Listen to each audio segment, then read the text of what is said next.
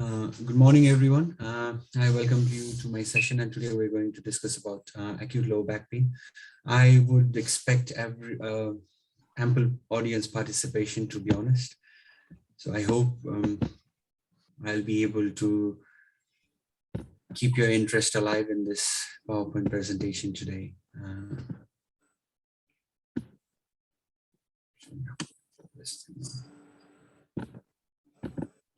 Can everybody see my slide?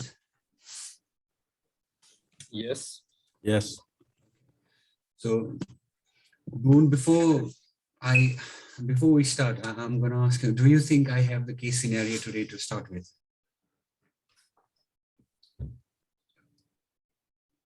Boone? Sorry, I didn't catch your question. Do I think what? I have a case scenario to start with. Yeah, go on then. No, you have to answer straight. Like, do you think I have or not? You don't? Okay. Wow. No, Well, he's that's asking a easy. question. That was a question. I'm sure you do. What do you think, Boone?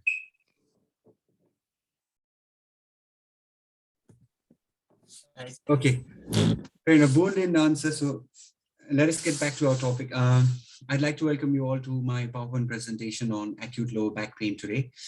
This is MuP1 based on our new curriculum, but it is CAP 3 or HAP 2 for the people who are still filing the teaching as an evidence for the old curriculum. So this is my objectives for today's teaching. Because low back pain is a huge topic in itself because of the various etiologies it might be related to. So today we are only going to focus on how do we approach patient with low back pain in the emergency department, and how do we differentiate between benign and non-benign causes of low back pain. So I hope everyone would participate in the teaching today. Well, I'm sorry, but even I have a case scenario to start with. And this is actually one of the patients I saw, but I'm not giving into much detail of the case. I would just read the case out loud for you. So I had a 65-year-old man who presented to ED with a history of pain in his lower back while he was bending down to pick something. Other than that, no significant past medical history. He had increased pain on forward flexion, increased lordosis, and he said pain on walking. What do we think is the most likely diagnosis after we hear this story? Mechanical back pain. Yeah, thank you, Prajwal. So it sounds like a clear-cut mechanical back pain, isn't it? What if, so this was the triage note. Let's imagine this is the triage note that we read. What if the details keep on adding on to the same patient? Like, for example, what if I tell you this patient is someone who's been on chronic steroid like prednisolone for rheumatoid arthritis maybe, or for some inflammatory disease? Does anything else pop onto your mind? Pathological fracture. Okay. What if I would like to add a few more bits? Though the inciting cause was bending down, but the now patient is also telling you that he's not passed urine in the last 12 hours. In fact, he does not have any urge to pass urine. Does that add anything?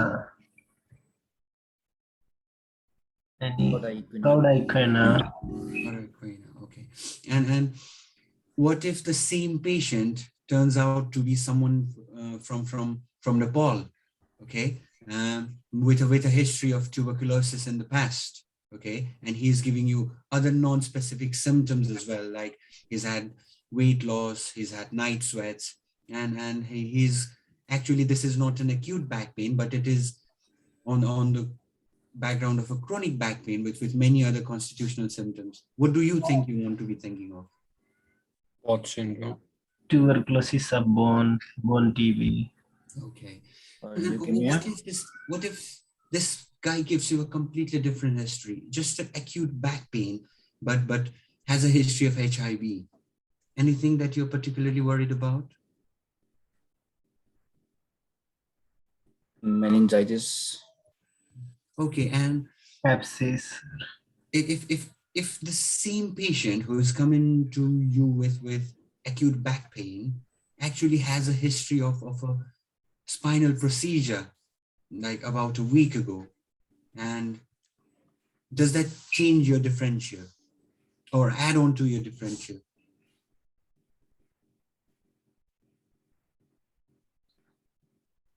But if the same patient had a spinal procedure about a week ago? Sepsis. Yeah. Abscess, isn't it? I hope that was abscess that you told, not sepsis. So yeah, could be it could still be epidural abscess. And then, what if the same patient actually presented to us with back pain that's now radiating to the front of his abdomen? Aortic dissection. Aortic dissection. Yeah, aortic dissection might not typically be with the same presentation, but yes, we're thinking of vascular cause, isn't it? Yeah. Again, with a typical low into groin pain, like a back pain radiating to the front of abdomen, but he also told you that like I had a frank hematuria. So what do we think might be the presentation this time? Renal colic. Exactly. So thank you very much, guys. So the main objective of my presentation today is to make a proper, yes, Olu. No, I'm not saying anything. Sorry. Oh, you raised your hand, so I thought. Oh, no, sorry. No. Yeah. So main objective of my presentation today is to make sure we adapt a proper approach to identify between the benign cause as well as the non-benign cause of low back pain and identify the initial management and appropriate referrals if needed. So yes, so we briefly discussed about what different presentations a patient with low back pain have, and we've also talked about what the same patient has varied presentation and how we keep on adding to the differential diagnosis, isn't it? So if we put low back pain in context, so it is one of the most common presentations in A&E. It is related with various causes. And the most important thing for us ED doctors is actually to differentiate between benign and emergent causes. So when I say benign, so typically causes that we can treat ourselves or causes we can start treatment and refer for further follow-up, and causes that we need to rightly identify in the department itself so that we can treat it, because these causes might be life-threatening, isn't it? So I believe all of us have encountered patient with back pain, at least more than once in ED. Just a question to the floor. How do we define acute back pain and chronic back pain? What is the main distinguishing point? How do we differentiate between them?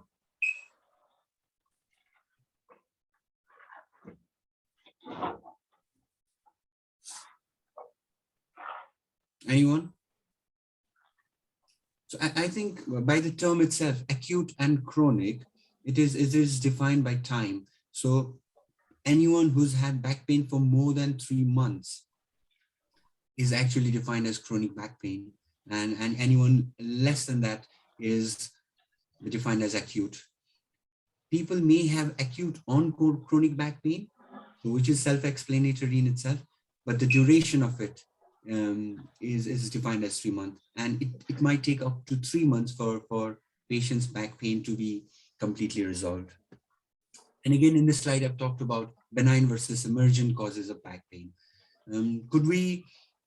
Could the floor give me at least 3 or 4 causes of emergent back pain that we want to absolutely rule out in ED?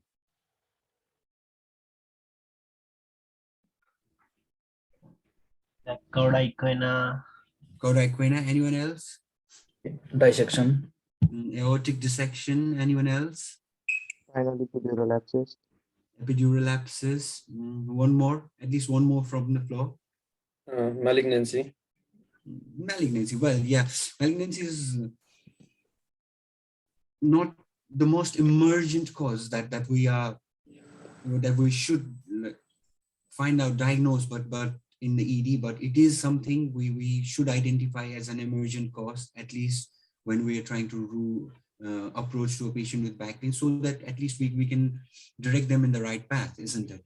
So I have always believed that A&E is a specialty to rule out diagnosis than to rule in. So I think the key message that I'm trying to give in here is, when we approach to a patient with back pain, we should try and make sure that we've ruled out emergency causes like the vascular causes of back pain, the neoplastic causes of back pain, the infectious causes of back pain, and the back pain associated with neurological complication, so that we can make sure that we don't miss them whenever we see a patient with back pain. So we're going to talk about the causes of back pain next. And in this, I'm trying to identify the relevant causes into big headings, so that we can find an approach to deal with them. So if we see back, like if we try and visualize the lower back anatomically, or the whole of the back anatomically, then we can see that the back actually is composed of muscle.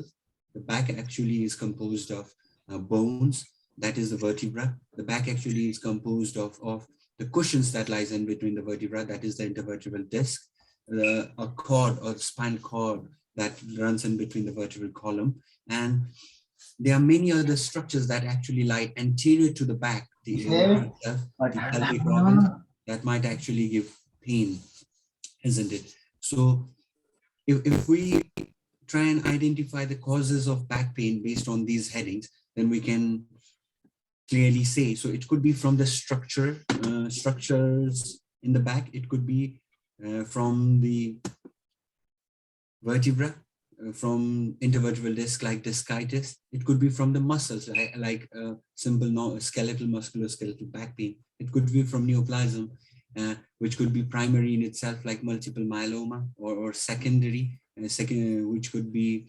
metastasis from other primary malignancy. It could be referred pain like we talked about the vascular causes, isn't it? Like it's actually the pathology within the aorta, but the pain is referred as low back pain. It could be infection like epidural abscess. It could be tuberculosis. It could be inflammation like ankylosing spondylitis. So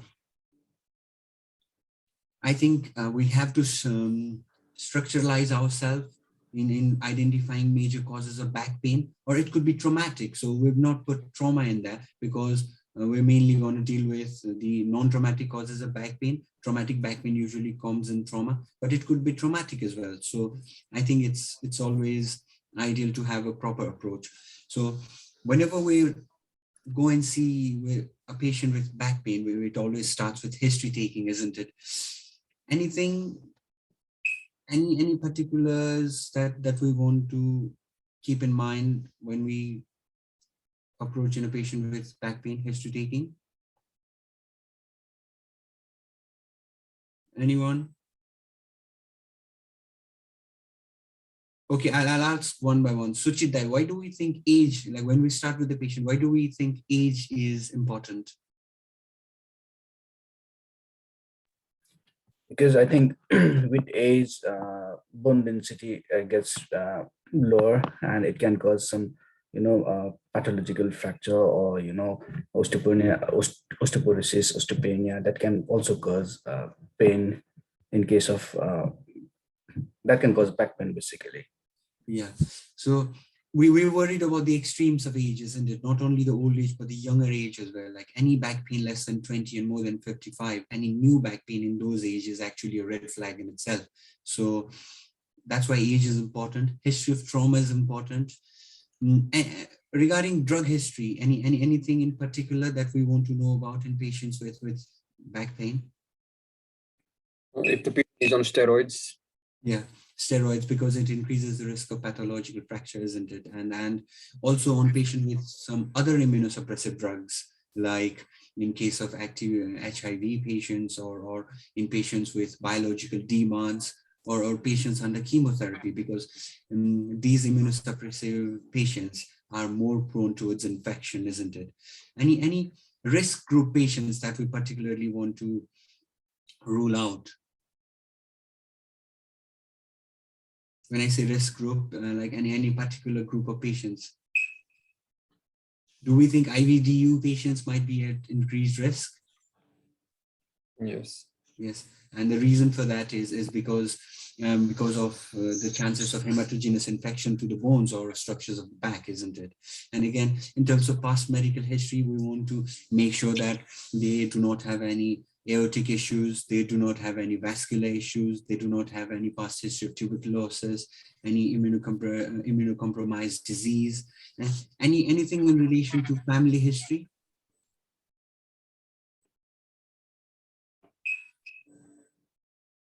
Anything comes in mind? Malignancy, Sorry?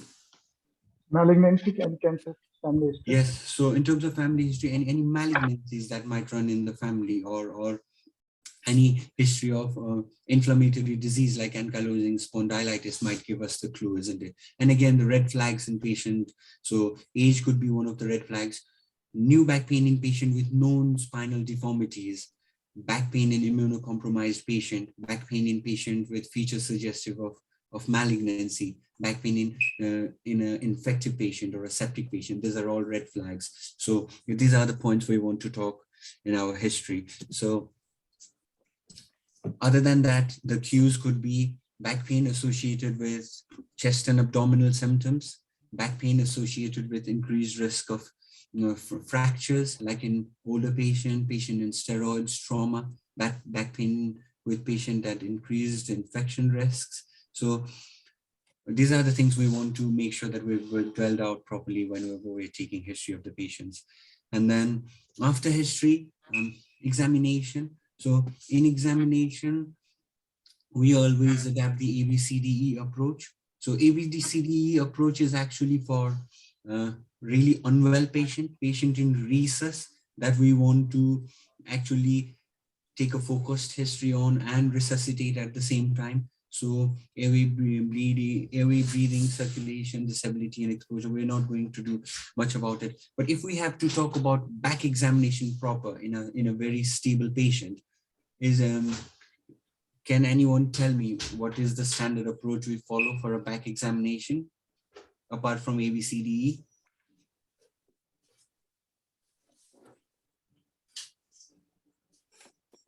Anyone? How do you do a back examination, Sikandar?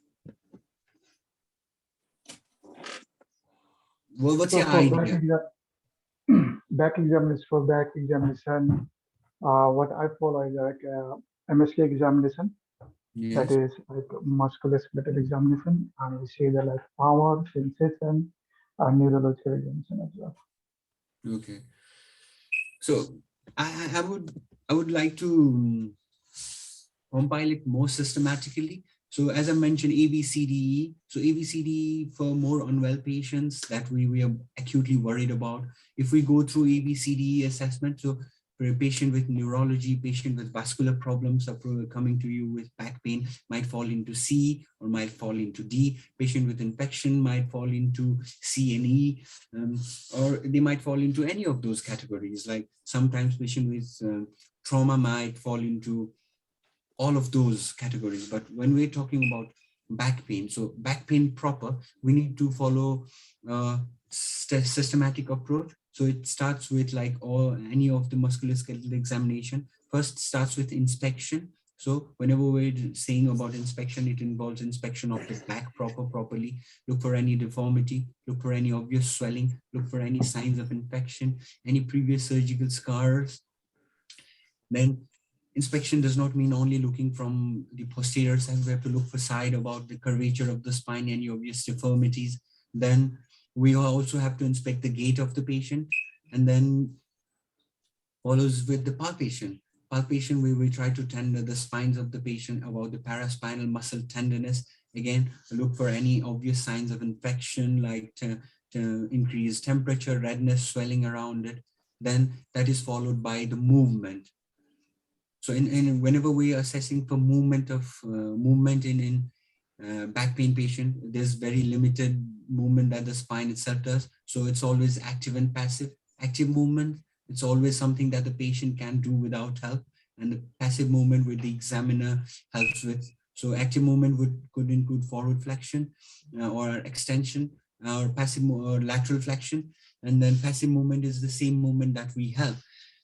The examination finding could simply be the patient so patient cannot elicit active movement or passive movement. The patient is in a lot of pain. And then, as Sikandar rightly mentioned about the neurology holds a major key proportion of our lower back examination. And in vascular, we will try to assess for peripheral pulses, try to make sure that the distal circulation is intact. Again, neurology, I think it's very important that we have a systematic neurological examination. We tend to ignore things like gait. We tend to ignore things like proper inspection, because a patient inspection might tell us a lot of things about lower limb neurology, may tell us things like atrophy, may tell us things like fasciculation, any obvious scars or anything. Then again, we have to assess for the tone. So when we assess tone, just giving a good leg roll to the patient, assessing for clonus. Then again, power. We need to be more thorough when we are assessing power. The power is to assess the power at individual joints respectively, hip joint, knee joint, again at the ankles, and then assess the myotomes. So myotomes, so whenever we assess the myotomes, it has to be specific in terms of the nerve roots. So assessing myotomes at various lumbar and sacral spinal levels. And then we have to assess for reflexes and knee, ankle, plantar. And the reason for this is any neurological findings would correlate with the nerve root, isn't it? Like, for example, from the floor, anyone, what is the knee nerve root value for knee reflex? L4? Yeah, L3, L4, isn't it? And this for ankle, it is S1 and S1, Yeah. And again, in sensation, I know in ED we'd never do, but we have to be more thorough. So in terms of sensation, ideally we would like to go for like general sensation, including like fine touch and pain and pain sensation by a needle tip. And then we would like to go for our position sensation and vibration sensation, joint position sensation, at least in the big toe, and again vibration sensation ideally with the tuning fork. And then we go for our dermatomes, isn't a systematic approach to the dermatome examination. We have to make sure that we check for dermatomes on L1 and just at near the groin region, L2 the pockets, L3 the medial end of the knee, L4, L5, and then we also have to ideally go for perianal sensation. Most importantly, we have to go for digital rectal examination. Now, I have not put a separate heading for digital rectal examination, but digital rectal examination is one of the key examinations in low back pain patients. And what are the things we ideally look for in a digital rectal examination? What are the things we have in mind whenever we do a digital rectal examination, guys? Anyone would like to volunteer? To see the dermatome distribution, we look for anal tone and perianal Dermatome sensation. distribution is slightly better. We look on individual dermatomes, and yes, we look for S2, S3, and S4 around the dermatome around the perianal region, isn't it? So S4 would be just around the dermatomes. S3 would be over the buttock perianal region, and S4 would be around the buttock region. But what specific questions or what specific thing are we looking for in a digital rectal examination?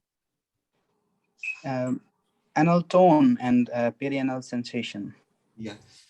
So anal tone, perianal sensation, and one more thing that I would like to add is the perception of the examining finger. So anal tone, it is either absent or present. So either the tone is there and usually elicited by squeezing of the anal sphincter externally by the patient, isn't it? Perianal sensation, you just check it with the cotton bud or neurotip or with your glove finger. But I think one of the key thing is to ask the patient if they can feel the finger or the examining finger. The reason for this is, again, the reason for this is to see if they have that sensation or not. The same may hold for a patient presenting with retention. If a patient with back pain is in retention, whenever we put the Foley's in, the same sensation of discomfort might not be there in a patient with cauda equina. Yeah. And again, we go for the coordination. And then, is there any other special tests? So we've done the we've done the inspection, we've done the palpation, we've done the neurovascular assessment. Are there any special tests that we do in patients with back pain? Bladder scan. I would not consider it as a special test, because special test might be something that you would want to do on every patient with back pain. Bladder scan might have its indication, it's separate indication. So anyone else from the floor? It's a simple musculoskeletal examination, isn't it? For every musculoskeletal examination, we do inspection, palpation, we go for active movement, passive movement, we go for neurovascular examination, and then we go for special tests. Like, for example, if we are going for shoulder, you go for impingement test, you go for like the empty can test, like this. Do you think of any special test whenever we do back? SLRT. Yeah, SL, straight leg raising test. Anything else? Well, there's this test, but I don't do it because it's a very funny test. It's called, you test for anal wink. Okay. But that means you're going to put your face to the anus and stroke around the anus and wait for the anus to wink, to contract. And I don't think I want to be doing that. Well, that was not something I had in mind, Olu, but thank you for that. I was talking about more common tests like Thomas test, like the femoral stretch test. So I think the reason it doesn't come up straight into our mind is, to be honest, because we don't practice it systematically in the ED. So straight leg raising test, like with Prajwal mentioned, the idea is to just straight leg the patient's raise. The idea is to increase on the flexion of the hip joint by keeping the knee joint stress like extended, and then elicit the degree at which the pain is elicited. It is significant. The positive straight leg raising test signifies radiculopathy, isn't it? So ideally, it should be 80 to 90%, but this gives us an idea of whether the back pain is a radicular pain or not. Again, femoral stretch test, we ask the patient to be in prone position, and then we actively extend the patient's hip and try and elicit, because this maneuver actually exerts pressure over the femoral nerve. So any pain on the anterior segment of the thigh would tell us that there is some sort of radiculopathy related to the femoral nerve. And again, bowstring test, it is a very easy test. It's exactly the straight leg raise test, but the only difference is, like, for example, if you do a straight leg raising test and then the patient has pain at around 60 degrees, you just try to flex the knee, and that tells you that the bowstring test is positive. So what you've done here is actually relieve the pressure so that the patient now gets relieved of the pain that was initially due to compression over the sciatic nerve. And then Thomas test, anyone recalls Thomas test? Prakash sir did a session on back pain with us and taught us how to do Thomas test.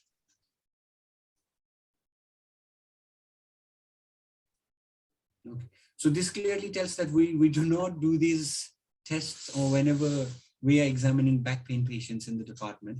I think we are more carried away with things like cauda equina and doing a digital rectal examination. But I would actually urge all of us to follow the same pattern.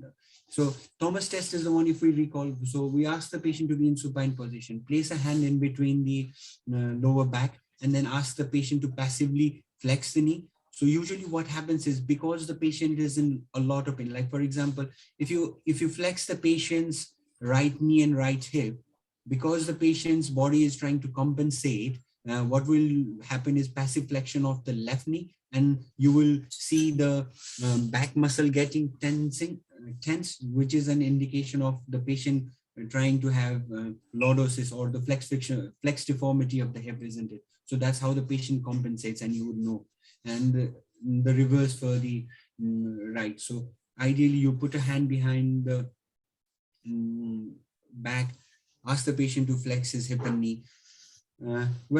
It's difficult to show it, but I would recommend everyone to have a Thomas test video.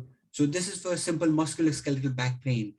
And next, so imagining that we've taken a history, we've done these tests, we've done, so apart from ABCD and a focused neurological and vascular examination, like things like radiofemoral delay, palpating for the pulse, and a detailed systemic examination, relevant systemic examination as needed, like if you are thinking about your renal colic, checking the tummy of the patient, checking for renal angle. I've not gone to all the systemic examination, but doing all the other systemic examination as appropriately, where we now formulate differential diagnosis, isn't it?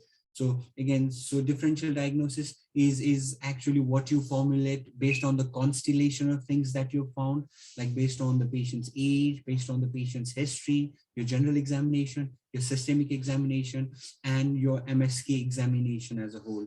And then you decide whether this could be a vascular cause, whether this could be an infectious cause, whether it's a simple mechanical back pain, or whether it's a patient with sciatica, or whether it's a rheumatological pain, and then whether it's a patient with cauda equina. And most important is what I found in patient with back pain is to elaborate patient's concerns, because no matter what the patient tells, if the patient's concerned about having a malignancy, then until and unless we reassure them, or we reassure them in terms of our history, counseling of investigations, that you do know that the chances of the patient having this acute back pain as a malignant condition is very less, the patient's not going to be satisfied. And so I think it's always very important to go make sure that we have elaborated the patient's concern and we've dealt it with accordingly. So once we have made our differential diagnosis, where we plan the investigation, isn't it? Again, the next investigation is always based on how acute the back pain is. If you are worried about a patient with AAA, then you might just go to your senior and ask for a aortic scan. If you're worried about a patient with AAA, you might not even wait for the patient to have use an ease and lies with radiology for a CT aortogram. If you're worried that you might have an infectious patient who is septic, you might want to give the antibiotic, do sepsis bloods. If you're worried that you want to rule out any new osteoporotic fractures, you might want to go for X-ray, isn't it? So basically, whenever we're talking about back pain patients, these are the broad headings that the investigations lie on. So a blood investigation mainly helps us give an idea about the infection or the inflammation process. Like if it's a young patient who's presented to us with back pain, that's worse at night, that's worse in early morning, that's better as the day goes out, you're thinking more in light of ankylosing spondylitis, and you would want inflammatory markers, maybe things like HLA-B27, though we don't know, but maybe we might end up referring him to his own GP to make sure that we're not missing ankylosing spondylitis, isn't it? Urine analysis, maybe for patient with renal colic, maybe to rule out any non-neurological findings in a patient with a vascular cause.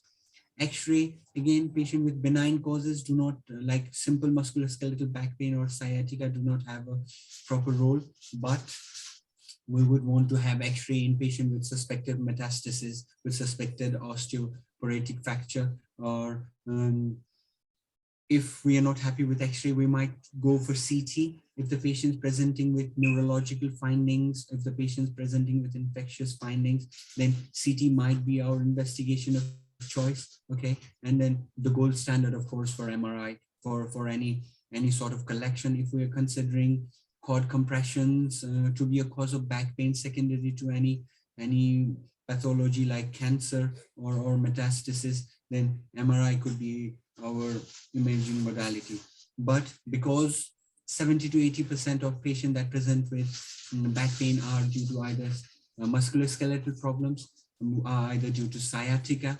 So it's very important that we choose the right investigation. However, there are certain diagnoses that has MRI as gold standard. I think one of the most feared diagnoses is Cauda equina syndrome, isn't it? So how do we think can rule out Cauda equina in the ED?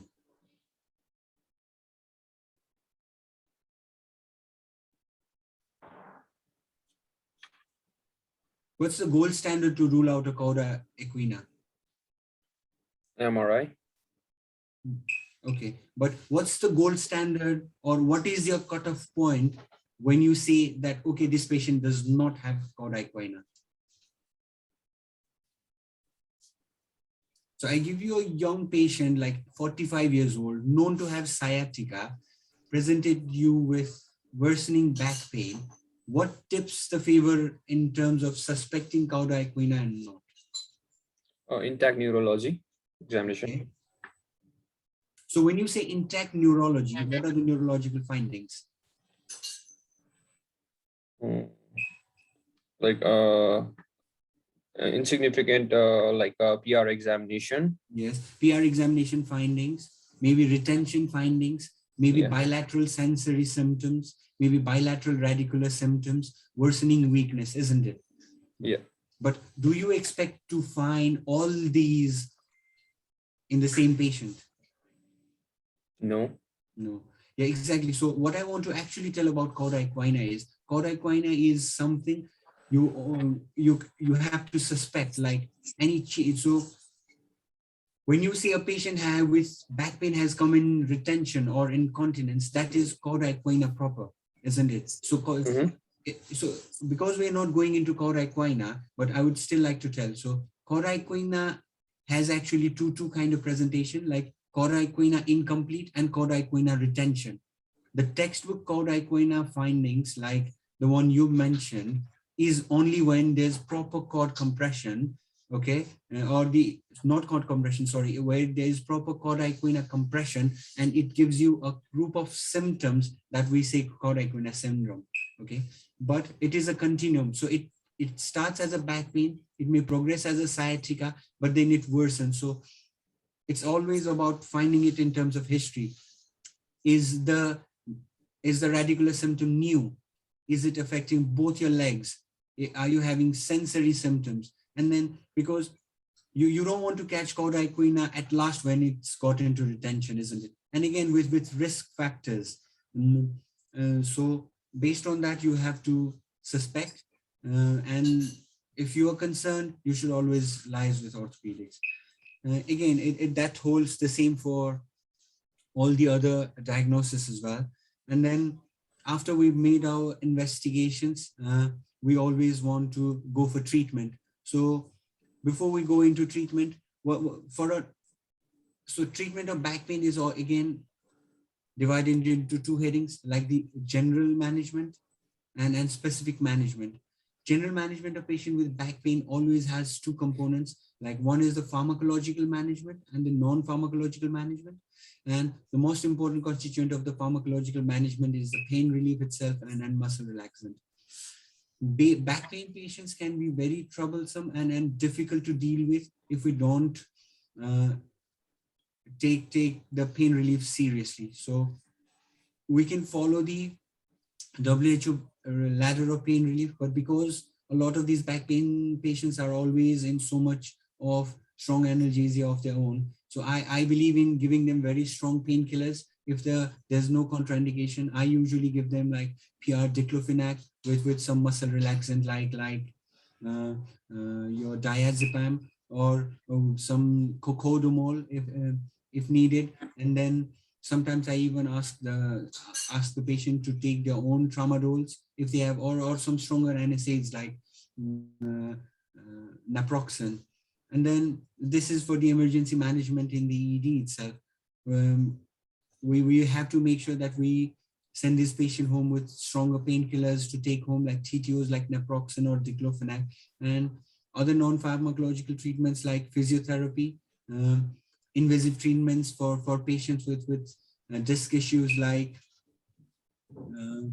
and steroid injection or a surgical treatment like microdiscectomy could be there. And it's specific management always based on diagnosis, isn't it? So specific management for aortic dissection could be surgical, for renal colic could be surgical, could be conservative. For disc prolapse could again be like the non-surgical treatment we discussed about, or it could be discectomy. So what I'm trying to say is it's the paramount importance that we manage the pain of the patient.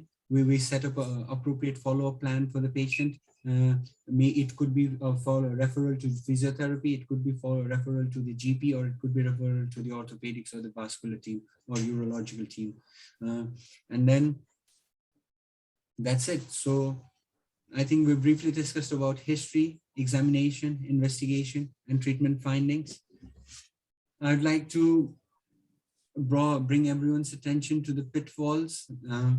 So patient with chronic back pain may also have emergency diagnosis. So always history and examination is of paramount importance, because 70 to 80% of these patients will have musculoskeletal back pain, which will not actually require any investigation, no x-rays, just would require history, examination, and pain relief, and an exploration of the patient concerns and sending them home. And there's always a detailed history and examination that allows us to send the patient home. Thank you very much. These are my references. And I also have a post MCQ like Olu suggested, but that's directly from the HIEM learning. So if we are interested, we can go for the HIEM learning MCQ, or we can discuss about the presentation.